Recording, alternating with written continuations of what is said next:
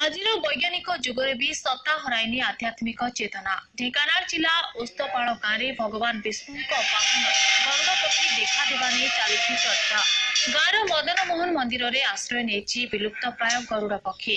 ଆଉ ବିଷ୍ଣୁଙ୍କ ମନ୍ଦିରରେ ତାଙ୍କ ବାହନ ଗରୁଡ଼ ପକ୍ଷୀ ପହଞ୍ଚିଥିବା ମନେକରି ଭକ୍ତିର ସହ ପୂଜାର୍ଚ୍ଚନା କରୁଛନ୍ତି ଗ୍ରାମବାସୀ।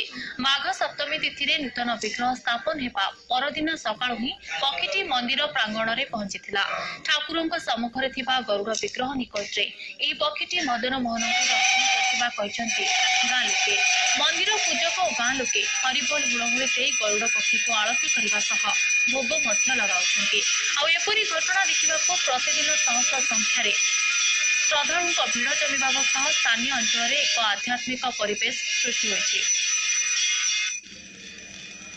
नूतन विग्रह स्थापन सरिया परे 2 दिन पर संध्या बेलू धूप देवाई मुझे आसबार पूजक सेठार धूप देवा पूजा करने आसा समय देखिली ग्रिल आगे यहाँ बसी मुझे कौन गोटे पेचाटे आसी बसी जिते प्रकार घौड़ी से आगलानी मुझे बुलिकी ग्रिल जो खोलिली से साउट गोटे है साप सुस्कार भाया गरुड़ा सुस्कार जमी कै तेणु ताकू आणिकी बाहर रखीचु एवं पूजापूजी कर चलु लोक मैंने आसिक दर्शन कर जाउछंती। पक्षी भी जीवार कौन ये ना देखुच ये विद्यमान अच्छा आम समस्त भक्ति आ पूजा अर्चना समस्त विश्वास विग्रह ठाकुर आम पाखे प्रतिष्ठान आम जीवंत रूप से देखा पाऊँ।